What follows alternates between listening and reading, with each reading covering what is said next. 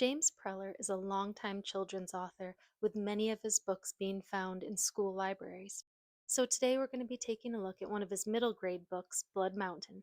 This book has a lot going for it. It's got great themes like courage, perseverance, family, and problem solving, but I do think parents should know about some of the more intense content that can be found within this book.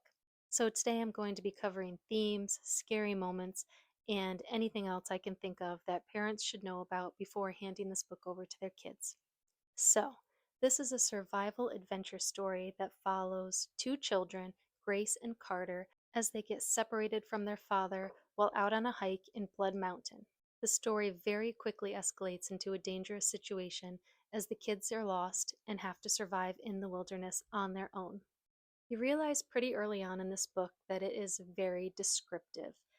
There are at least 2 pages devoted to describing an injury that occurs, talking about ligaments stretching and snapping and bones being crushed, and it's very graphic in that way, which was honestly unsettling to read about. I had to take a beat while I was reading it to my kids and just kind of make disgusted faces because I didn't enjoy reading that.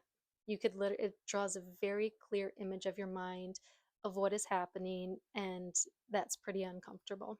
The same can be said in another instance where there is over a page just devoted to someone skinning a squirrel and the technique of doing that, which also paints a very clear picture and something that not everyone will want to be visualizing. And it's not that these things are violent, it's just that it's very descriptive of what's happening in the scenario. Now, besides that kind of uncomfortable descriptive language, the disturbing part for me about this book is that there is a man who lives on this mountain. He lives by himself in the wilderness. He was a war veteran and he is not mentally stable. He ends up saving the boy Carter, who was, I think, safe to assume he would have died if this man did not come and save him.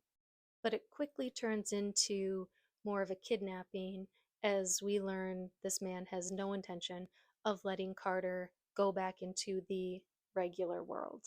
And the relationship they build together throughout this book is also very tricky to explain to kids. They have moments that are good, where the man is teaching Carter primitive skills that he could use to survive in the wild. And then they have moments where this man has the crazy look in his eye, and the boy knows if he says the wrong thing or does the wrong thing, this guy could snap at any moment, and that's scary. And at the end of the book, when this boy is kind of thinking back on his relationship with this man, he kind of thinks of him fondly.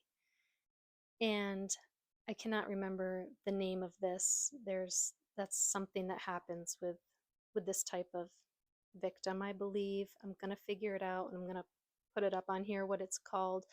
But it's very hard and tricky to explain that to a kid, how, someone could be kidnapped and have a variety of experiences, really bad and horrifying and being scared, but also, learning valuable skills and having good moments with this person. And so they look back on them fondly. How do you really explain what that is to a kid? So that was a tricky part for me. So psychologically, this book is, I think it can be a lot. But overall, I think this is a really good book. There are some parts that are certainly tricky to navigate if you're trying to explain these things to your kids, but it also has some really good themes and values and lessons for kids to learn and to think about. So tune in next time when my kids give their review of this book, and until then, have a great day.